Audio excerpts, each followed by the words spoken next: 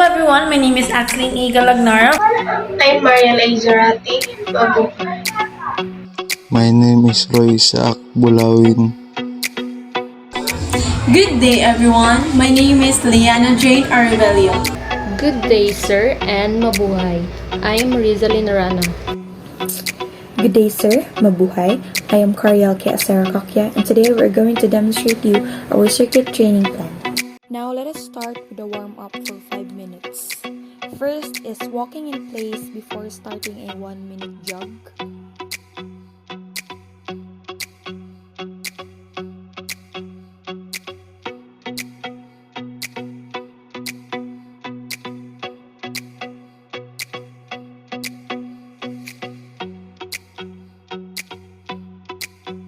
Left leg swing.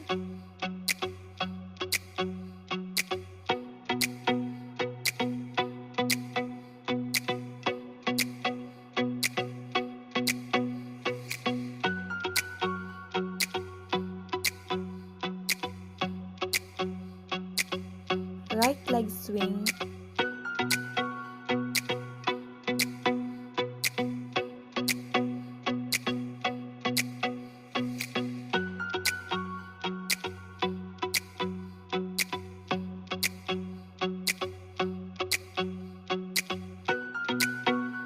And front leg swing.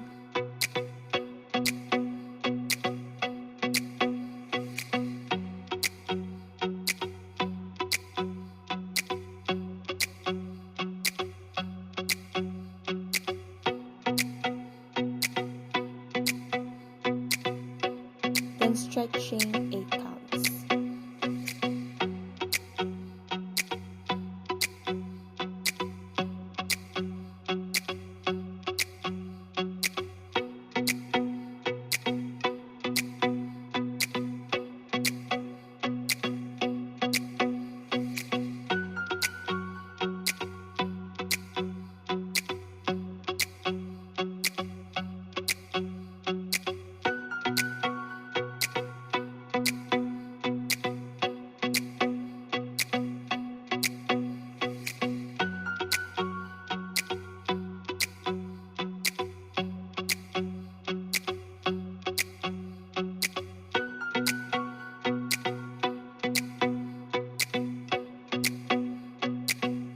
Then let's proceed to the circuit stations. Let's start with the station 1 with the warm-up. Jogging is relaxed and focused on endurance, an easy way to stay physically active if you're not into hardcore workouts and exercises.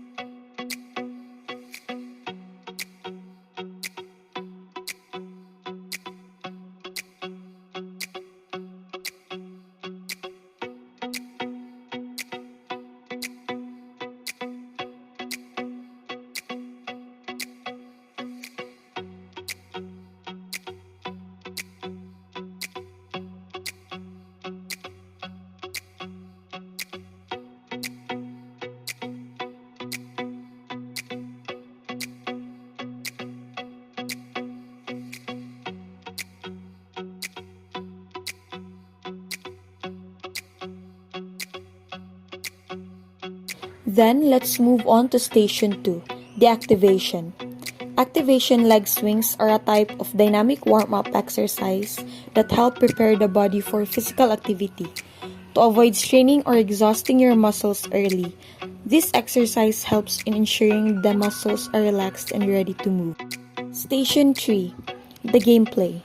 Improve cardiovascular health and build muscular strength and endurance. Playing soccer on a daily basis enhances coordination and balance. It's one of the easiest ways to burn calories faster. Then the station 4, the cool down. After engaging in physical activities such as soccer, our bodies need time to recover. This is where cool down exercises like the shoulder stretches, arm stretches, and deep breathing comes in.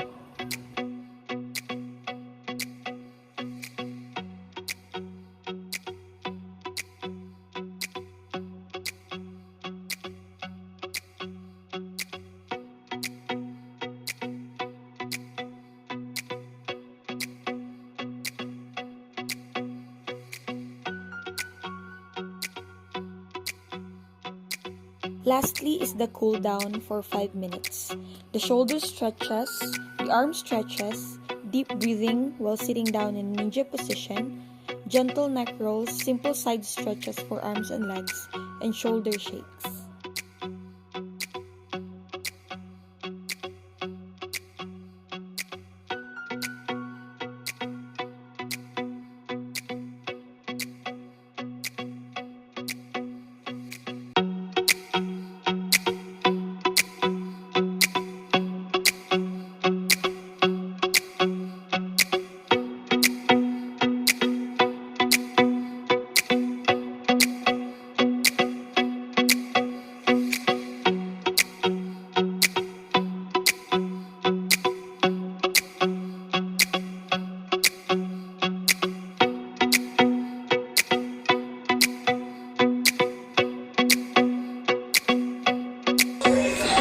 So at first, it was tiring moving from one exercise to another without much rest.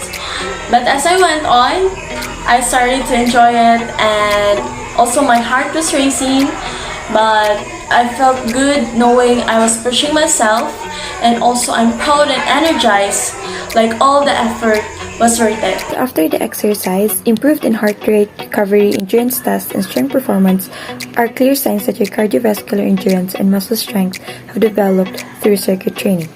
Regularly recording your progress helps you see how much your endurance and strength improve over time, motivating you to keep training consistently.